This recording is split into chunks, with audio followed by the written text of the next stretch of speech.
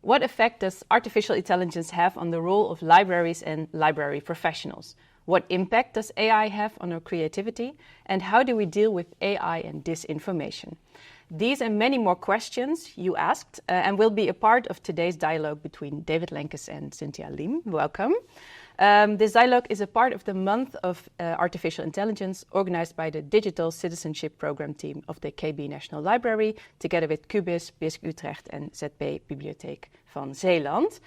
So why this month? Artificial intelligence plays an increasing role in our lives and that of the public library. And besides that, more and more AI applications are on the horizon for libraries. Both users as well as creators of AI applications in the sector are in search of practical and clear guidelines. And since there are positive and potentially negative impacts of AI on people and society, we believe a dialogue on this topic is continuously necessary and relevant. So here with me today for this dialogue are David Lankes and Cynthia Liem. David, you're the Virginia and Charles Bowden Professor of Librarianship at the University of Texas, wrote a wonderful award-winning book, The Atlas of New Librarianship, and in the last couple of years you focused on the opportunities and challenges of AI for society as a whole and for libraries and librarians in particular. Now, I can imagine you talk to a lot of library professionals. What do they say to you on AI? What are their worries, maybe? What kind of opportunities do they see?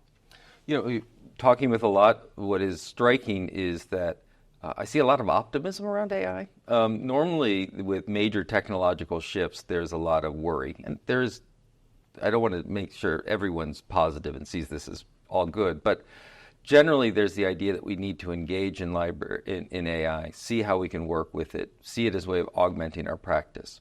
When the internet rose, do we need librarians? When the World Wide Web, do we need librarians? With Google, do we need librarians?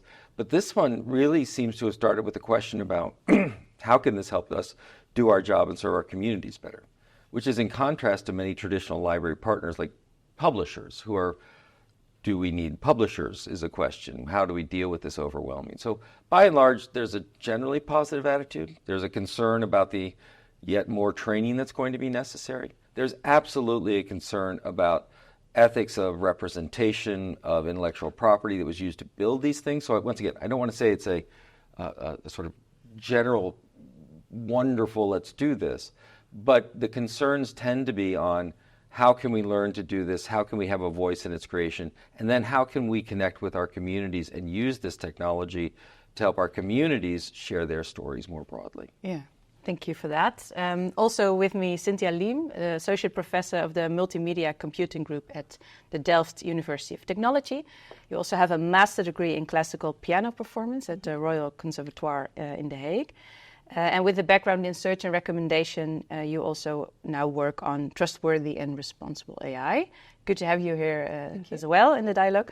Now, you also stress the importance of dialogues between computer scientists, builders of AI, and the general audience, just like we have here. Why is that so crucial? Well, computer scientists are the ones who ideate and develop these tools. And what I've really found being a computer scientist, however, with this broad background, is that there's a lot of misconception and misunderstanding in the space. So we think we're building tools that society needs, then they scale up very quickly. Sometimes then that comes with perverse incentives. We're going to speak about misinformation soon. And there hasn't been a good dialogue about what we then actually want as society. And coming from this double background, I worked a lot in musical cultural heritage, also in the library space. And every single project I ever tried, even before AI was hip, but that was still in similar frames, like there's data, you want to do some automation and some decision making. Much of the time ultimately was not actually spent on the fancy tool, but on figuring out what the real problem was. Yeah. And that's always been striking me. Typically also it turned out that people who wanted all kinds of tooling were actually not ready yet because they hadn't articulated that question for themselves. And very often then it is about data quality, about your own identity fundamentally on what do you want to serve and what does it mean to be successful. So those seem rather philosophical or design-oriented questions, but at the same time, if you don't have them spelled out and also don't try to concretize them in relation to a potential tool, you'll never match that. And then you get things we might not actually need, even though we think we do. Yeah, so we shouldn't forget this dialogue. Yes, and more broadly, I think beyond the focus that we very often have on AI as a tool, a broader understanding of why we'd be interested in this tool and what we want to get out of it. Yeah. Let's start with that dialogue. We received many interesting questions, and we clustered them into themes. And I want to start with the questions on AI applications, and the role of libraries and library professionals. So the first question is from Johan Haasjes from Bibliotheek Groningen, and he asks, everyone is now overwhelmed by applications like ChatGPT and DALL-E, but what should we really focus on in the long term or longer term when it comes to AI? Cynthia? I guess I partially answered that just now with my intro. So there is indeed now a lot of hype and stress and focus on specific tools, like, for example, ChatGPT. However, in the core, ChatGPT gave us a very easy interface to generating text. Why you would generate text? There could be a lot of reasons for that. The obvious one that now also sells very easily is productivity. So spending less time on generating more things. But it's not only about that. People are trying to see, can we get inspired or learn from it? Then you might not always want to be overwhelmed, and you certainly don't want to get your prefab answer that just looks right in one shot. In education, we have a lot of struggle on that, because if students use it to generate essays without reflection, that's not a good thing. If they could use it in some form as a brainstorming companion, maybe it could. Yeah, it's more of a tool and not replacing everything. But again, with different outcomes. So if you want to make it a reflective tool, it should not, to my feeling, really stimulate productivity. Because if you straight on if a student comes to me in a course and wants to learn, I should not straight up give them all the right answers to the exam. No. Right? And that's now what is all encompassed in one tool. And I mean, OpenAI doesn't care how you use it. They have no interest also in tailoring that. And certainly the non-productive side of it, the thing that makes you struggle, typically tends to not be very much favored in the corporate space, because it's about efficiency typically, right? Yeah. So that element, I see people being very confused about that, or wanting to use it all for all these purposes together. But I think it needs a very different type of tool then. Yeah. The technology can do both, but the interface should be different. And that is where I typically see not too much discussion, or people really then very specifically wanting to go into that particular tool. I would say step back a little bit and think about functionalities more. Like, we have something, you press a button, it generates something. In what cases can you use it? But also in each of these cases, then what do you find important to safeguard? Yeah. I didn't ask the entire question, because Johan also asked, and what does this mean for the societal role of libraries? David? So I think at the beginning we need to be clear, because we use the word AI to be this all-encompassing phrase. And ChatGPT, when it came out less than 2 years ago, and I love how you put it, it was like the user interface. Suddenly people could do something with AI that was direct, applicable, they could see it. AI development, well, depending on how broadly you go, is either, all of computer science, or really, as an application over the past 10 years, has been moving into more places without that user interface. So I can speak from the United States perspective, right? Artificial intelligence, meaning the idea of using sort of heuristic algorithms and all this sort of different technology, have been used to do everything from evaluate teacher performance in schools, determine who gets parole from jail, determine if you get a loan, determines a lot of things. Mm-hmm. That's AI, using those different algorithms. Yeah. It's not really visible. Right. So AI is not coming, AI is here. And when the first part of the question talking about long term, the large language models and the generative systems, it's an interesting bumpy ride, right? So right now we're sort of at the top of the hype cycle and it's really starting to edge down. Meanwhile, while we're paying attention to this, AI is becoming part of how we govern. AI is becoming part of civil society. And once again, the United States, 85% of resumes submitted to corporations never have a human being look at them. Yeah. AI is evaluating that for jobs. To me, those are immediate consequences that libraries need to be a part of. How can we advocate for ethical use, my colleague? How can we advocate for appropriate use? So to begin with, we need to think of our society level. If we want to jump in on generative AI in particular, Then we need to talk about what libraries are a lot about, which is knowledge, but also about stories. Can AI tools be able to share stories from people who traditionally don't have access to writers and artists and photographers and movie makers? Are these a way that particularly marginalized and parts of our society can share their stories out? Yeah. And the only way that's going to work is if people who are caretakers of the common good in the information space, librarians, ensure that when Black youth produces a story, that the image generator isn't slanted to produce white images because that's what it's supposed to do. When we talk about using language, right? Language in the nature of that community, not necessarily what is the average language, et cetera. And so long term, we need to be worried about artificial intelligence impacting all of civil society, how we search, the music we listen to, where we go and what jobs.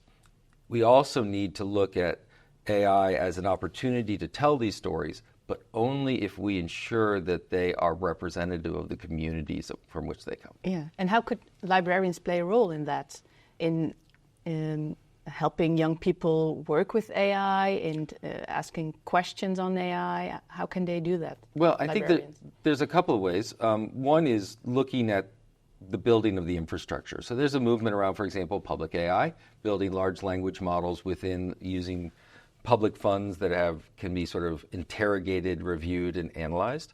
There's also, in using these tools, it's not just a matter of, here it is, good luck, but how do we instruct our communities, and then how do we teach our communities to use their voice to help shape those systems back and forth, right? Yeah. So libraries need to activate our communities to understand what the consequences are, and then help them share and their voices to be heard. Yeah, maybe a nice follow-up question by Dionne Klein from Cubis. What role can or should the Dutch open language model GPT-NL play in libraries? And how can the library network facilitate or make this possible?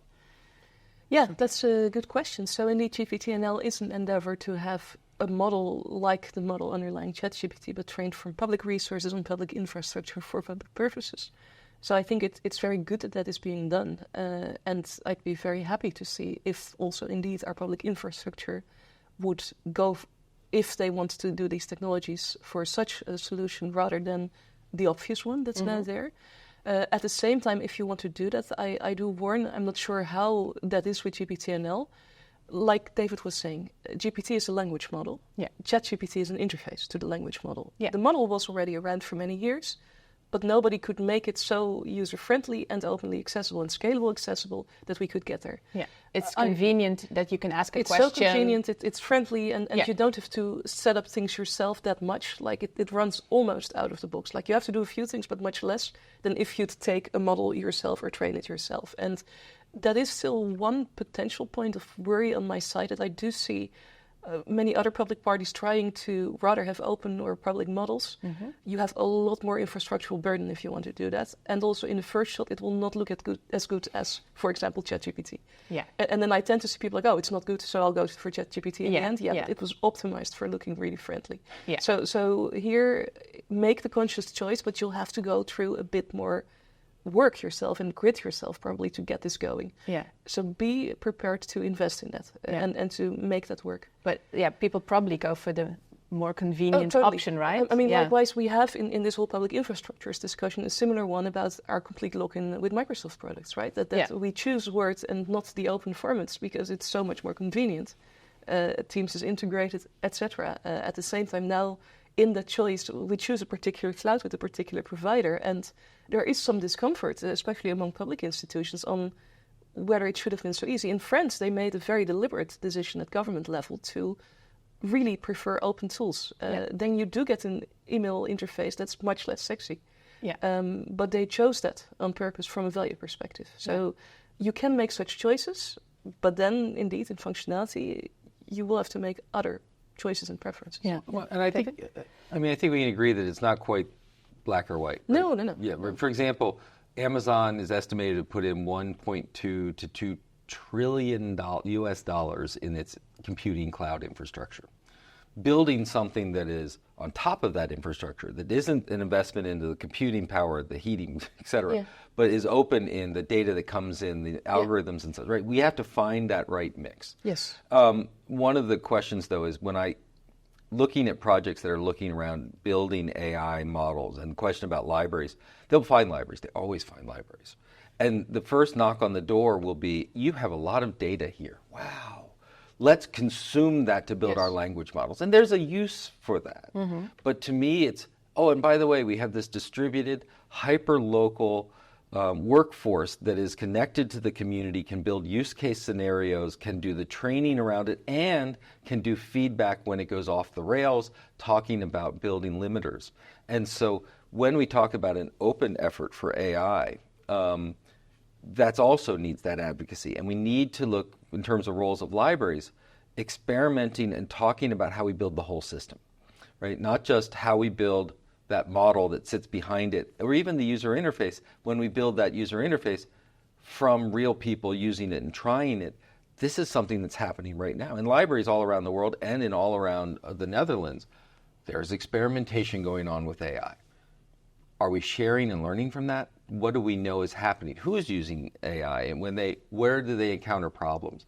We can be that sort of living mechanism that works hand in hand with computer scientists, who works hand in hand with cultural heritage organizations with content, but that bring the community aspect in it as well. Yeah. And what kind of AI do you want as a library then? I mean, in the KB National Library formulated 7 principles: accessible, robust, inclusive, neutral, humans in the loop, transparent, and safe. I dare you to define neutral. Yeah. And we do not develop or use AI applications that actively aim to manipulate people's behavior or thinking. So when Google tried that, and they'd use their Gemini image generator, and they tried to be very diverse, we got pictures of black Nazi soldiers and pictures of South Asian popes and things that, in the United States, we get upset about everything. So the right said, oh, look, you're being too woke and you're being represented. But people on the left said, you're misrepresenting history. If people believe that's what happened, they don't understand structural racism. They don't understand what happened in those areas. And so there's a lot of attempt to define neutral in the public sector and in the commercial sector. And the question comes back, for whom? And one of the things I'm really interested in is how do we build a distributed AI infrastructure that can be tuned to that community, that can use different weights and how that brings in. Because the other thing is that when you look at what ChatGPT has tried to do to bring in real-time messaging and voices, and they made connections with Reddit, they're real-time voices, but I wouldn't say they're neutral voices, authoritative voices. Half of what's published there is deliberate sarcasm, and AI doesn't know the difference, and it's leading people astray. And so back to those things about, yes, I get the idea. Where did you get that site? Take me to that information. How did you do that? Yeah, but I can imagine that librarians who are watching, or library professionals, want to know what is good AI, what is bad AI. What kind of applications can I use? Right? Well, and I would say that's completely the wrong frame. I see it a lot. Don't be like that. Here, I mean, the thing is, what I think is very specific about libraries is this aspect of human wisdom and expertise that's also there. And already before, in many digitalization efforts, I think it's been very much under-articulated, because it's indeed not the thing you automate typically. Even if we speak about search and recommendation, about archive access, I do think when I was a kid and went to the library, I would go to the person at the desk sometimes if I couldn't find something.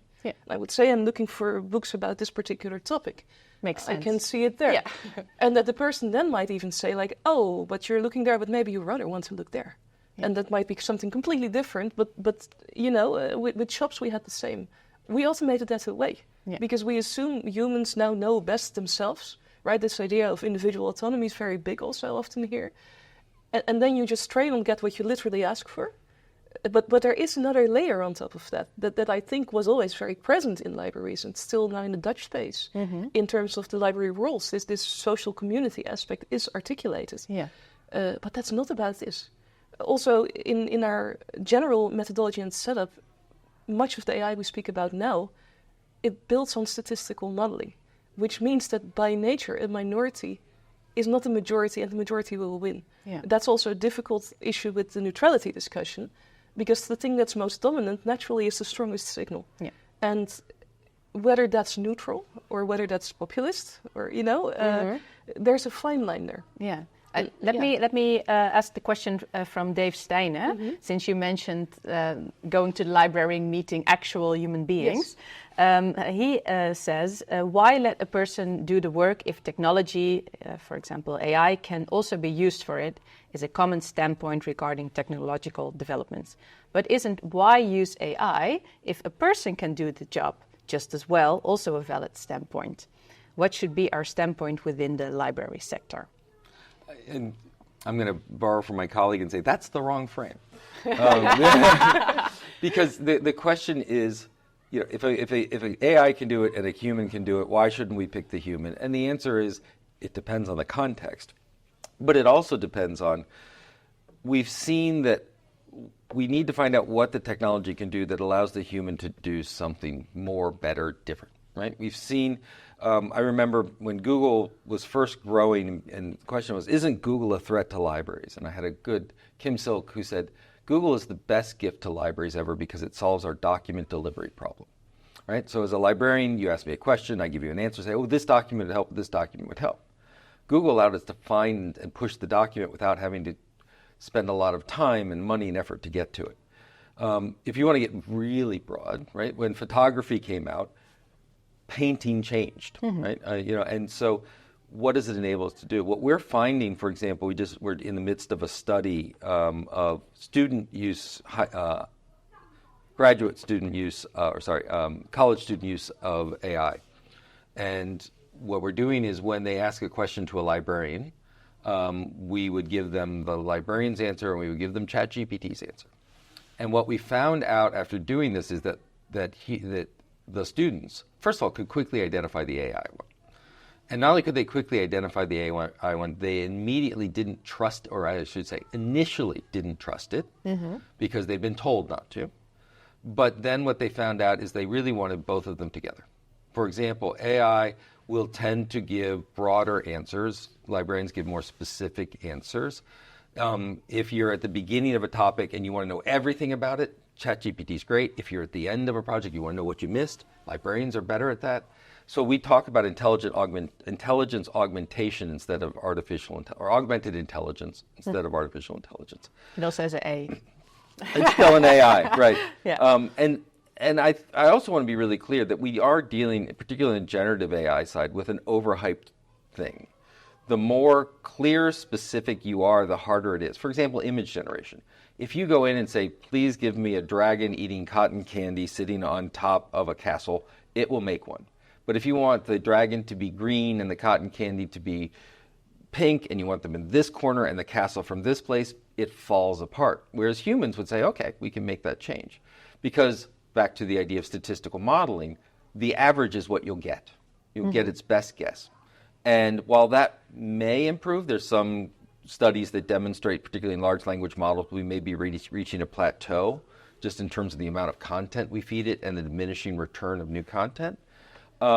Human beings still do things extraordinarily well, like talk to human beings, like understand where they can be, like understand cultural context and nuance. And so, one, I'm not worried anytime soon of parity between a librarian and AI. To me, it's still a tool. And just like any good librarian does, we determine where that tool fits, what its weaknesses are, and how we approve it. That's where we are right now. When an AI can do the job of a librarian, that means we've reached general intelligence, and that means all bets are off because we don't need anyone anymore, right? So in the short term, where's the augmentation? What allows us to do our job better or focus on more human-centric, community-centric, while letting technology deal with sort of the routine and the average? Yeah. Makes sense. Let me, since we're already talking about creativity as well, we have a use case from Ingeborg Wind from the Bibliotheek Twente in Hengelo. The Writers Café has been meeting monthly in the library for 10 years to write stories. To celebrate the anniversary, they wanted to organize a writing competition, but the organizers were concerned nowadays it's difficult to tell if a text is real or fake. And in collaboration with artist Robin Kisches, we turned this into a special anniversary activity. For 5 months, the members of the Writers' Cafe received the exact same writing prompt as ChatGPT.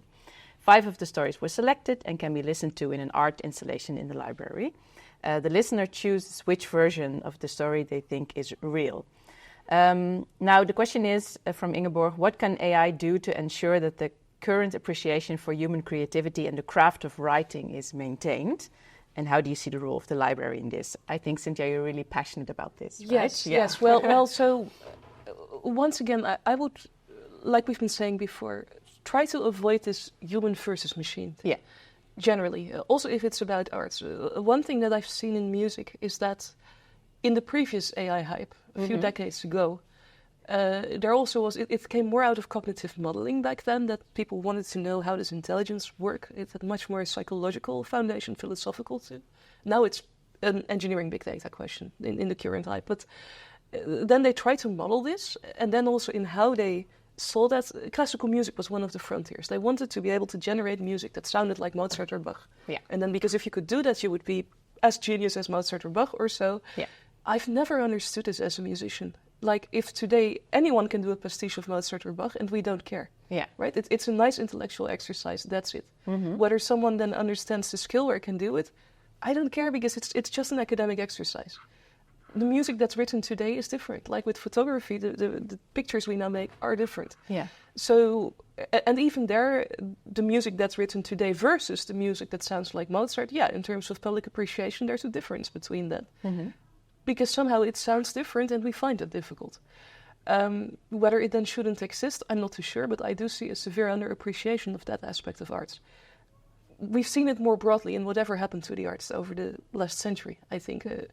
Also these examples like the Fountain of Duchamp, if we speak about visual arts, right? It's something I like to show because people always again think it should be like genius and crafty and look like the Renaissance paintings did, etc. Well, that's one way of doing it. It's not what modern art is doing, and modern art much more invites the reflection and the dialogue. And again, people are poorly interpreting that. They don't understand. It's not what attracts the big masses. But it's, I think, very essential to what art should be. Yeah. And I think that is something more broadly in the cultural space we're now seeing, that if an essay looks the same as what a person is doing, well, again, personally, I don't really care. To me, it's a more communicative thing. To me, there should be an intention behind an artistic expression, and there should be an audience response. It doesn't even have to be aligned for me. But that's rather where I think the benefit is, and not necessarily in auto-generating 1,000 other novels that sound the same, right? Yeah. That's, however, the promise. And even with the image gen AI, you see it a lot. That's the successes are framed as make your picture like Van Gogh would have made a picture, right? Yeah. Or free stock photos for everyone. Yeah. Then again, it's convenient. It also takes away, I think, a very important source of income for people who wanted to do these other things and couldn't sell it. Yeah. And we are never talking about that. But maybe also the general audience says, wow, this is well done, generative AI, but yeah, it's not really art. I think people will still probably value real creativity, right? I think so, but and I don't pretend to be an artist. I'm a frustrated illustrator. It's why I went into originally my undergraduate degree was in illustration, and I found out to be a much better hobby. So meanwhile, I have 400 images on my hard drive of AI-generated images because it's like, wow, I can try this and I can make this. And I don't claim that it's art, but it's got utility to me. I can use it in presentations, things like that. I think, we're being, let's take our rose-colored glasses off, which is there are areas in which AI is having severe major impact, right? So if you look at writing, writing has always been technologically influenced, right? The ability for the word processor where I didn't have to write it all by hand, which means I had the ability to edit and edit and edit, that changes the writing process. And then when we got spell checkers and suddenly people like me could write things that other people could read. And then it became grammar editors. And now we're seeing other editors we've had for a while stylistic, is this formal, and scores on readability. And now, literally, as of this month, Microsoft Google and Apple have said in all of their writing products, Google Docs and Microsoft Word, there'll be an AI to help you. Yeah. Right? And it's easy to use a line like, I've never understood why I would take the time to read something that someone did not take the time to write, right? So, the AI wrote it. Well, the answer is, if you know the idea, and frankly, it can generate the idea, and you can edit it, and it's a memo, and it has sort of, we're not talking the next novel, it's a productivity. I very much appreciate that idea. Yeah. It's about productivity and it's not about creativity. Or is it helping you to be creative? I think it can help you, but once again, there are many things that can help you be creative, right? Walking a lot of art. I mean, I've been here for 2.5 weeks, and I've seen Van Gogh Museum, and I've seen the Rijksmuseum, and I've seen Girl with a Pearl Earring. And what's interesting, whenever they're talking about an artist, they start with what the artist was watching, drawing, copying, right? That was the line in art school, which is, if I steal from you, it's called influence, and if you steal from me, it's theft, right? But there is this influence, this dialogue that occurs. And having AI as a way of helping, promoting, if that's part of your process for the dialogue, fine. Yeah. What we're running into, though, and by the way, image generation, AI image generation works best when you are an eloquent writer. Right, the more detail and eloquence you can use in your writing, the more fidelity and interest you'll get in the image. So in some ways, helping fifth graders understanding why they need to write is so they can make the images that they want to share. Yeah. But we now have a situation where we can produce a heck of a lot of, honestly, mid-level text.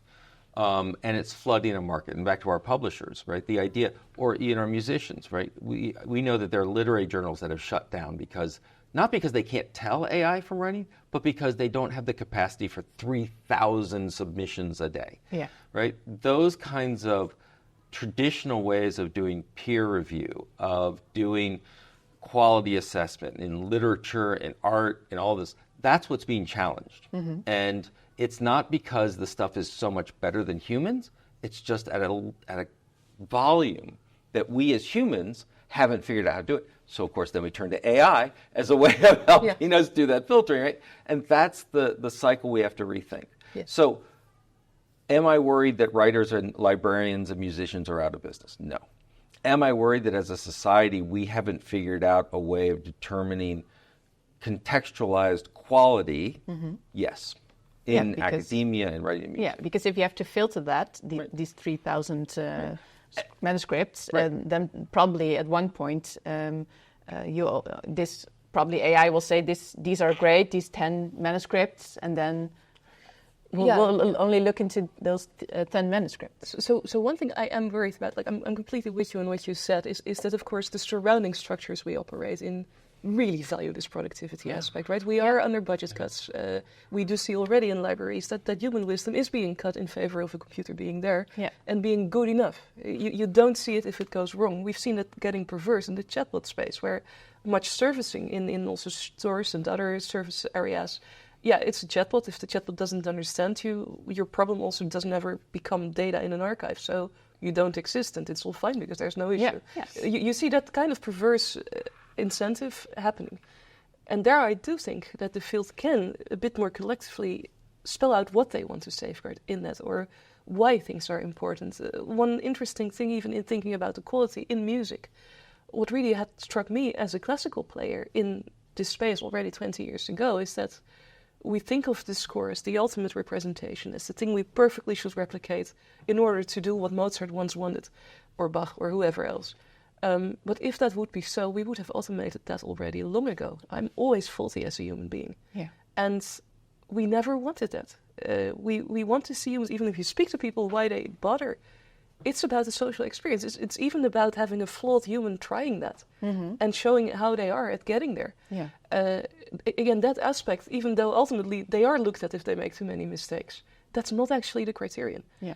And this is, I think, something we as society also really need to realize. With education, you see the same, that we get so focused on outcomes, students get so focused on getting the good grade because it will, in terms of opportunity. Yeah. Instead of focusing on the process and learning. Instead of that process, and now because we so easily, once again, can get the prefab good enough answer that at least gets you passing, or even makes you pass better than if you take the effort.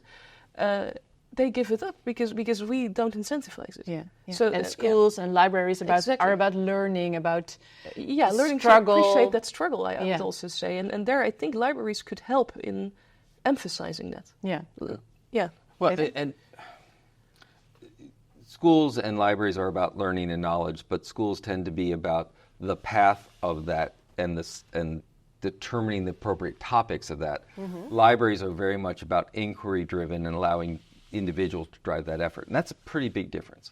So we talked about the reality that there is a bad situation with overwhelming content and how that could overwhelm human systems, etc.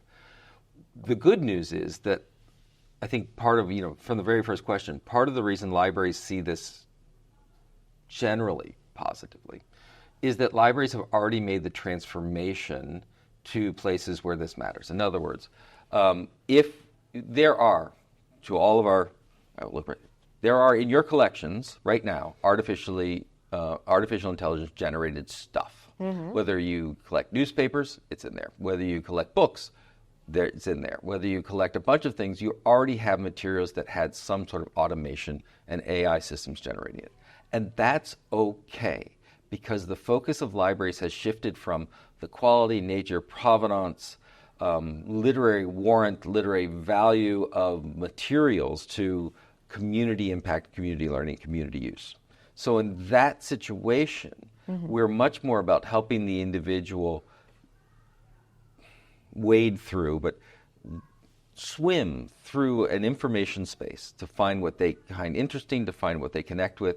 And we're less and less worried about, but that author didn't appear on the top 10 list, right? Or, well, that book had AI-generated images in it, but did it speak to you? Did it help you find meaning? Did it help you connect, right? We're asking different questions as libraries than we used to.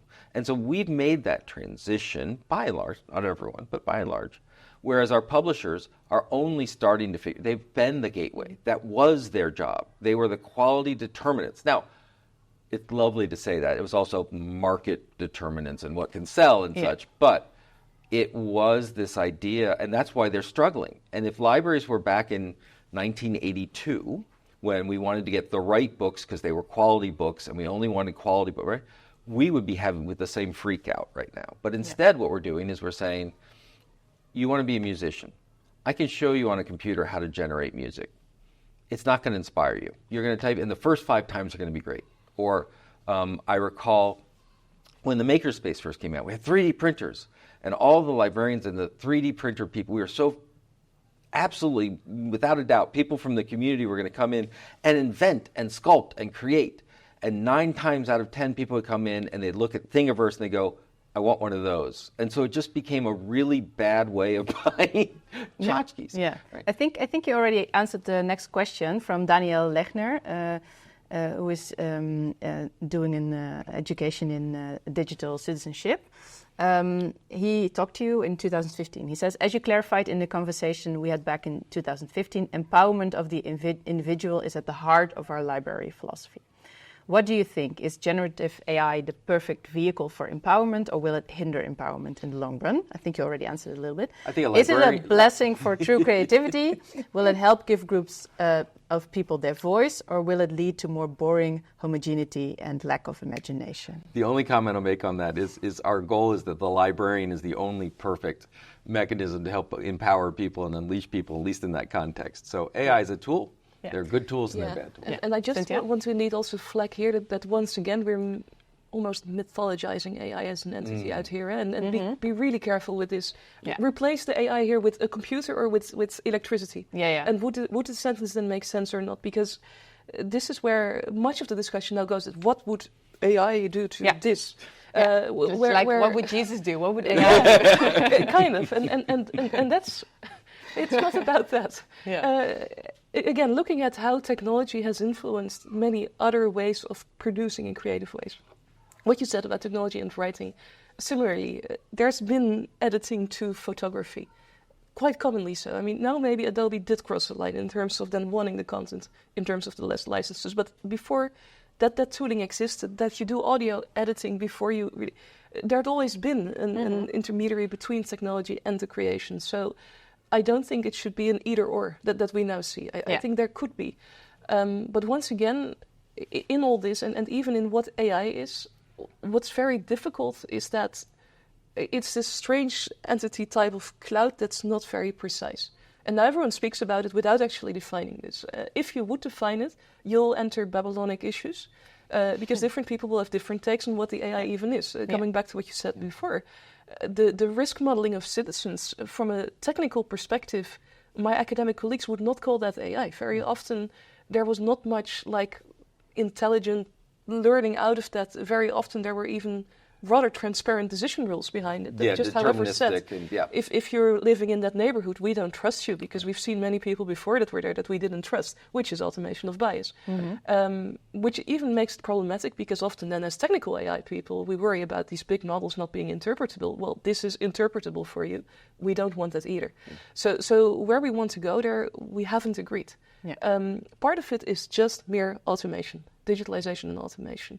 That's fine. It's also part of your business. It's part of your operation. So here I think we need to not make this very strange entity we don't talk about, but be a bit more precise in how do we see that then? Do we see a future in which it's either AI or no AI at all?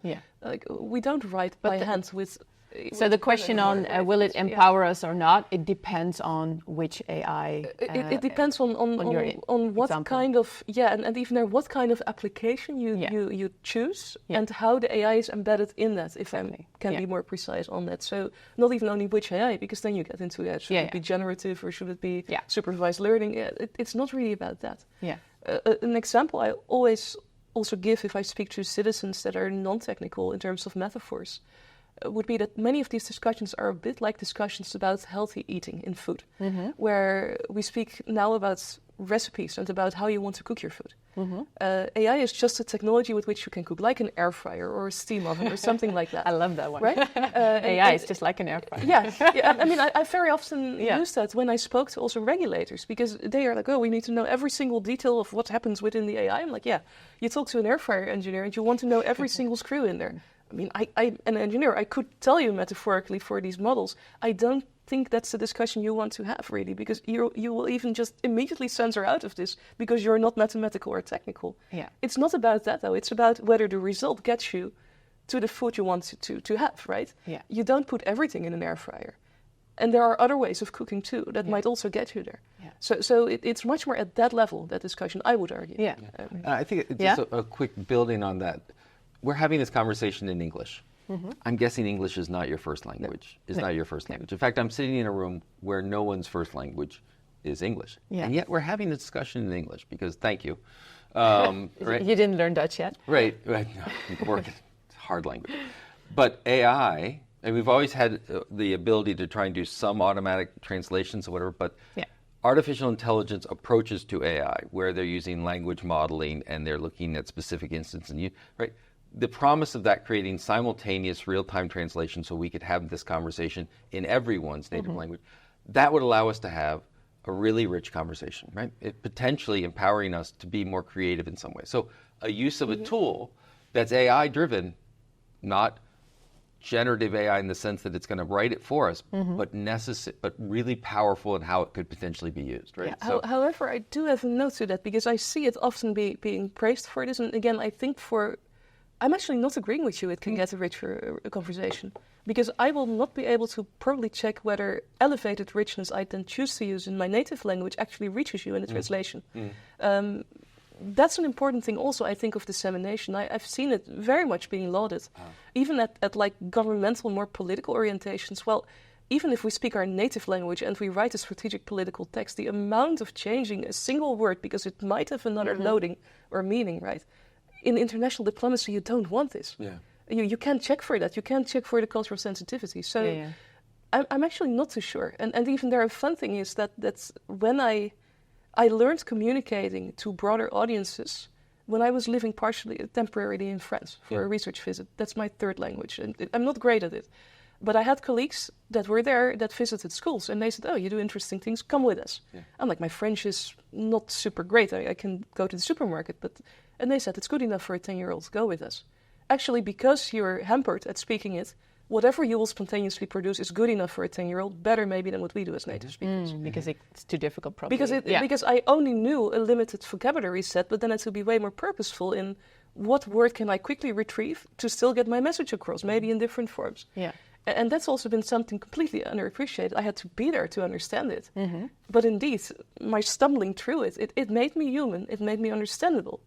And then indeed, I had to go through the step that I didn't even prepare my story, but chose to spontaneously stumble through the French in front of these kids. Yeah. And it made for such better conversations. So even here, sometimes we want to, again, be perfect and sophisticated and everything.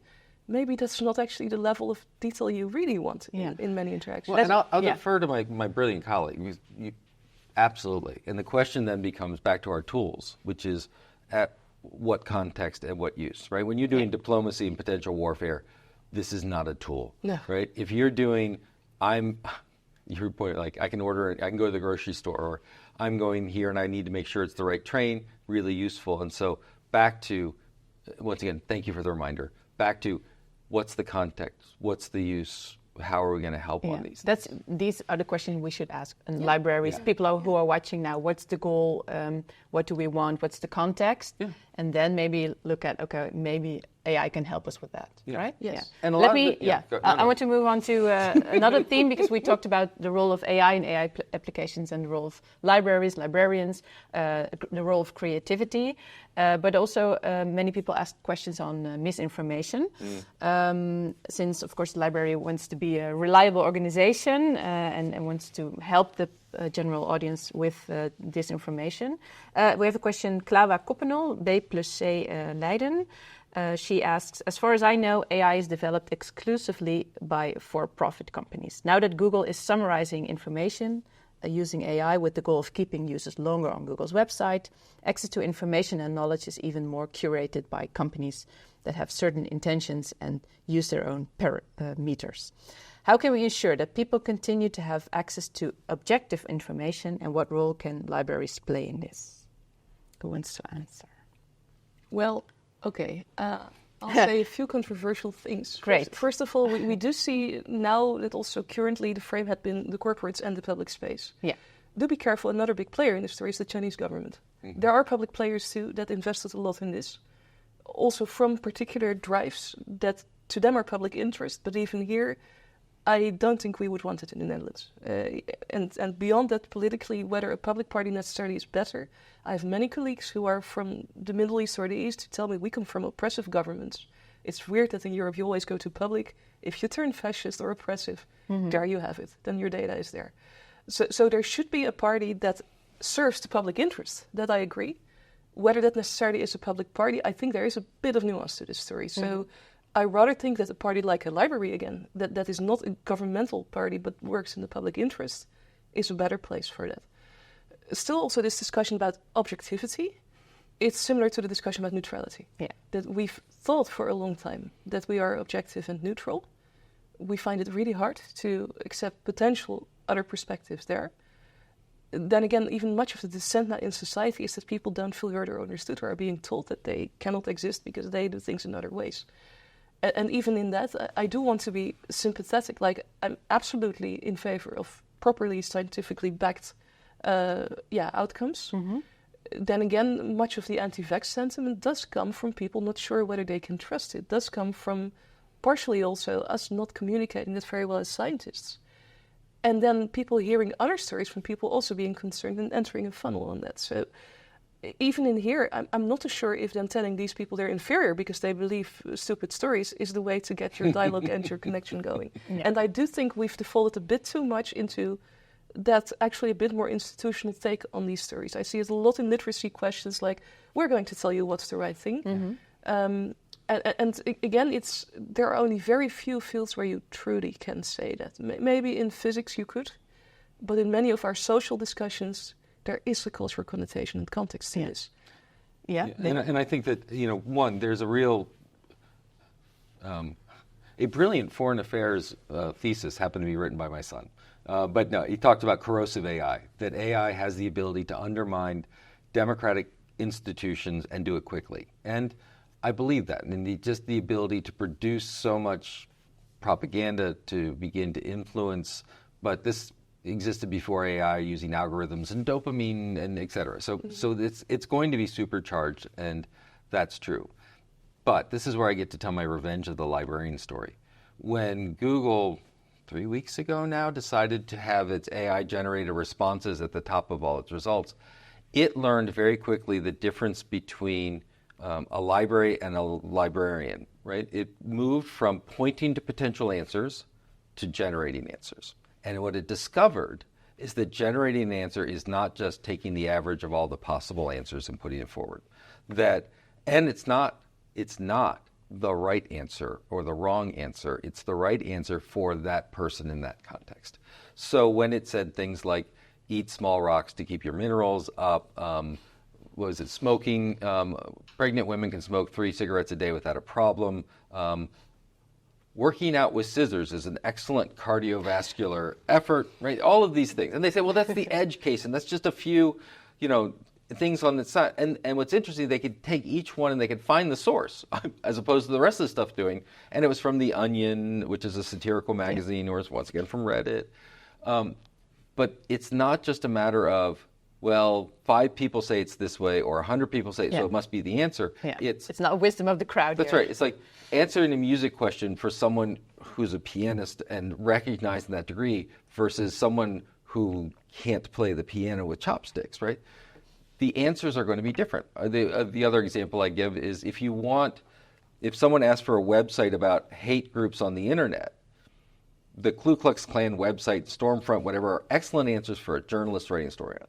Not so good for an 8-year-old looking for an after-school program, right? Context matters. And this is the revenge of the librarian. It is the revenge of the librarian, which is, and Google should have known better because they tried Google Answers way back when, where anyone could give an answer. And the point of it is not because librarians know right from wrong, have the truth, the answer. It's a very rational and scientific process. They understand rationally how to understand the context and match to potential resources, whether that's books, materials, people, degrees, tools. And that's where, and you put it up beautifully at the beginning of this, large language models, which are based on, arrayed algebra and doing algebraic transformations and statistical modeling, don't do nuance. They don't do context. Yeah. And so back to why I look at this as a positive thing for librarians is not because that means we're going to be replaced, but it means there's a useful tool out there. Yeah. But the use is determined by the librarian's interaction with the community to improve that community, which is a value statement, which is a human-human connection statement, which is professionalism and expertise, and all of those, of which AI, until it gets general level intelligence, and we all have to worry, it's a great tool in the corner.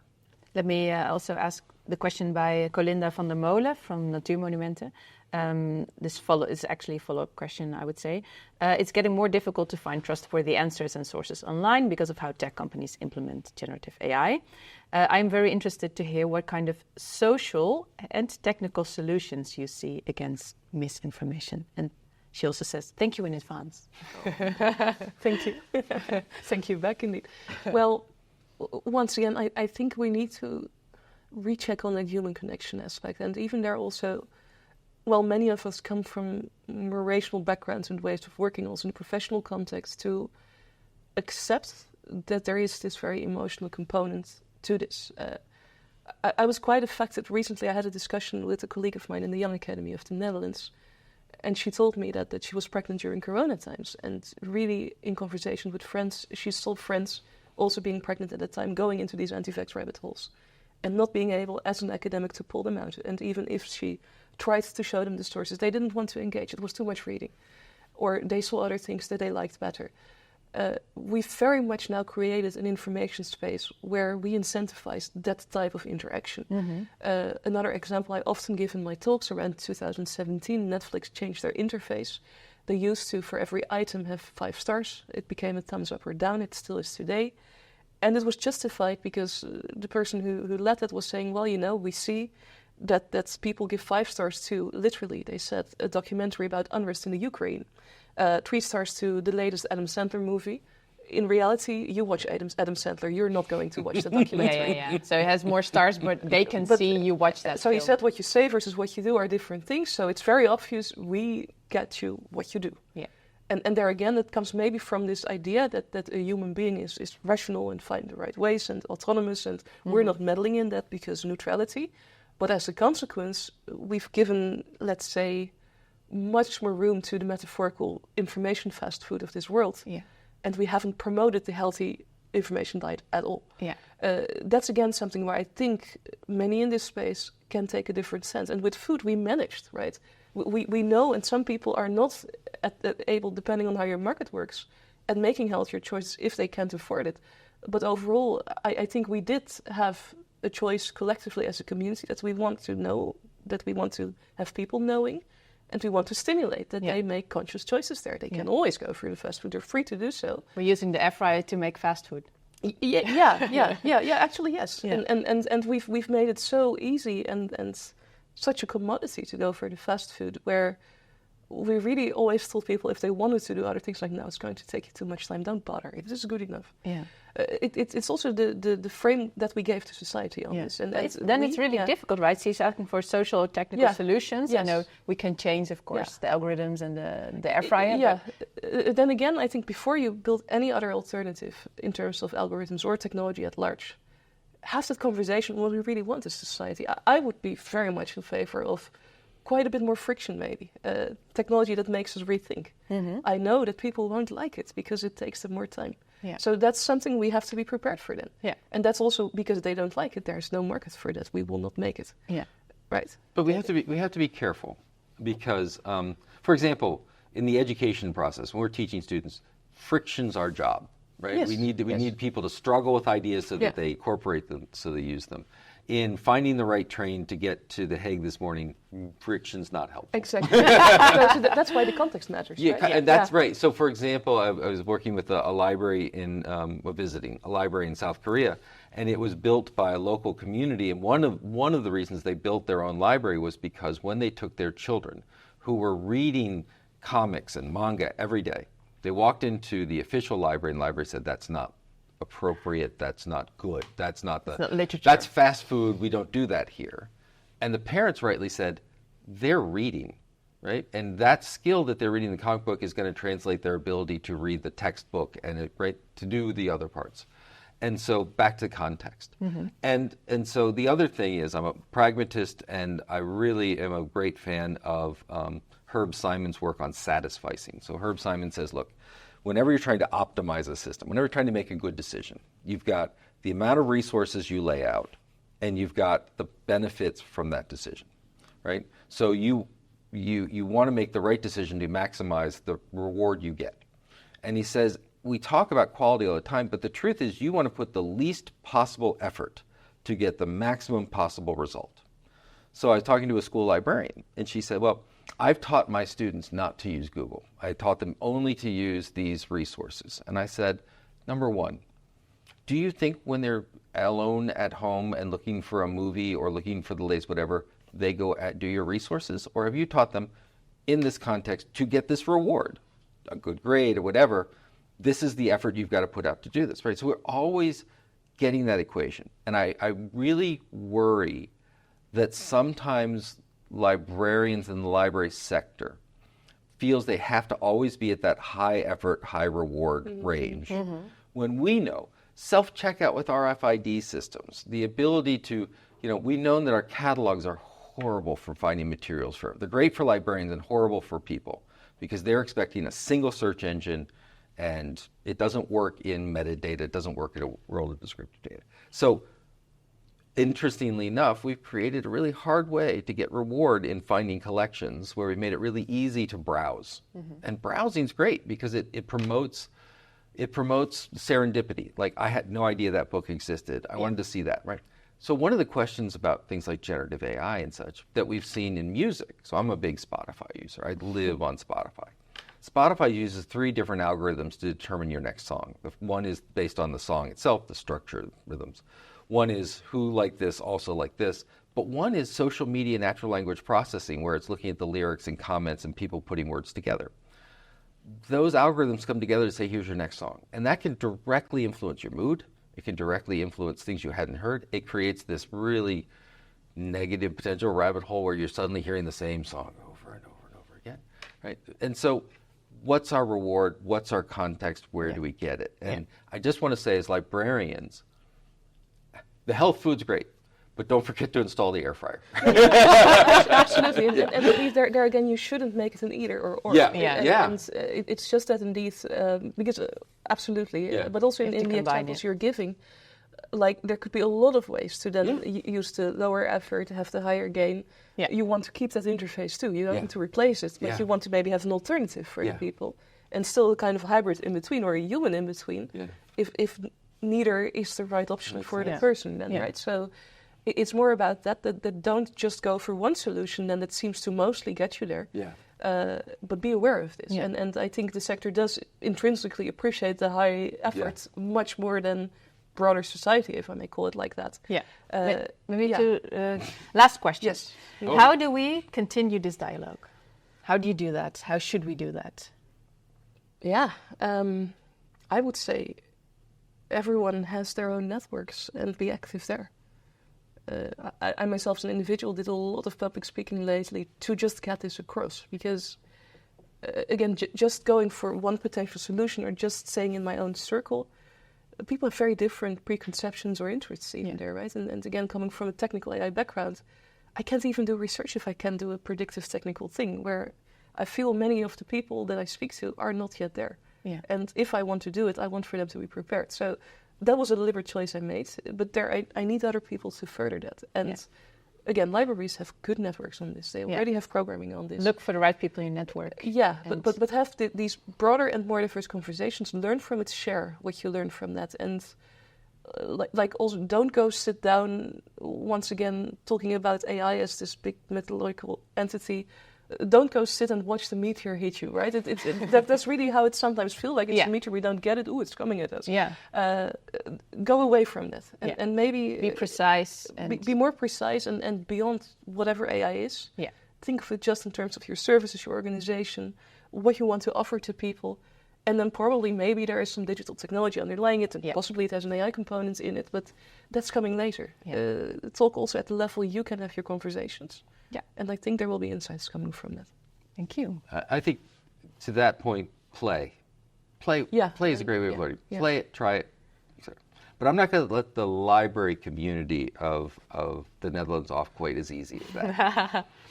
We're right in the middle of drafting a new library law, the library policy for the country. We have overlaid networks of regional networks and what the different association does. We have all of these networks to try and bring libraries together. And what is necessarily, not only just for AI, but AI-like events, is you really need within the library community an innovation structure. Somewhere where you can bring people who understand the technology, some people who understand methodology of how you facilitate conversations, where you can take in real projects. As brilliant stuff comes out of Nodorp, and brilliant stuff comes out of Tilburg, and brilliant stuff comes out of Groningen, where does it go? Mm-hmm. So if you go and play, you have your personal networks. My fear is that the personal networks will look a lot like the networks that have looked like for a long time. Yeah. Large urban libraries will talk to large urban libraries. Small libraries will wish they could talk to large urban libraries, etc. Mm-hmm. What we need is, okay, the community's identified AI, and we have a month, that's great. Might need a little bit more, but a year. All right, what's that experiment look like? Let's have a conversation that is facilitated. Because if I take 10 librarians from across this country, put them in a room and say, talk about AI, they will do it for as long as you give them. That won't necessarily be an informed conversation because they don't have played with it. So you need to have a facilitated, just like we talked about with our communities, a facilitated conversation where technical expertise comes. We bring in the artist and the musician and the painter, right? I was stunned when I started doing AI-generated images. I was posting them on Facebook, and a former classmate of the illustration class I joined in my undergraduate said, why are you endorsing theft? Right? That perspective of when they built this generative AI model with Midjourney in this case, they just took every image they could find regardless. And so the ethics of it. Yeah. We need that voice here as well, the writers, etc. and we look at it. And when the next issue isn't generative AI, but it's library funding, or it's more sociology, or we're dealing with deaths of despair, we're dealing with the fact that in the Netherlands, people without a college degree have an 8-year shorter lifespan on average. That's a conversation we should have too. Yeah. Right. And so what's the is it at the National Library? Is it, instead of a month, let's have a year of AI, but the year of AI is playing, defining, looking at doom, what's it going to destroy? Looking at dreaming, what can it do? Dread, what can it hurt? And deconstruct, well, how does it really work? And then develop policy on it. So as librarians, we try and model for our communities being a place of learning and knowledge. We believe that knowledge is dynamic and inherently within the individual unique. Why aren't we modeling that on this topic? Right? And we are, right? This is one of the models. I want to be clear. This is one of the models, right? Yeah. And I know within many libraries they're trying it, but the Netherlands has, particularly in the public sector, some of the most innovative libraries, best libraries in the world, period. Where is that coming together? How do we learn why that happened? Is it just an accident that's happening? So I would this challenge... would be your advice to come together. My challenge is that congratulations, you have some of the best libraries. One of the traditional mechanisms to understand, teach, learn, whatever, is a library science education program, research program. You don't have that. So what's that mechanism? It doesn't have to be at a university, whatever, but what's that mechanism when we identify the meteor that we can come in and feel safe and informed and model playing and dreaming and dreading, whatever, and then develop what's our solution. So once again, great step one. This is probably step 5. Within the libraries are step 300s, right? But what's the library community's ability to identify a really important topic, come together, innovate around it, and then seek the resources to implement it. And that's what libraries should do. That's what libraries should do about everything. So. Thank you. Thank you for your advice. David Lankes, Cynthia Liem. Thank you for watching and sending all the questions. If you want to know more on the topic, start your own dialogue, but also follow the digital citizen program on bibliotheeknetwerk.nl. We have selected a number of AI-related courses and workshops for librarians for you to take part in. And of course, feel invited to apply for funding from the Digital Citizen Program, to work on or experiment with AI in your library. And the next round for applying opens on September 16. Once again, thank you very much, David Lankes and Cynthia Liem. Thank you.